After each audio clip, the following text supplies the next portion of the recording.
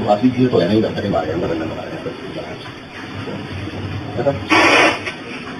जंगल का व्यवस्था नहीं होता है करवा रहे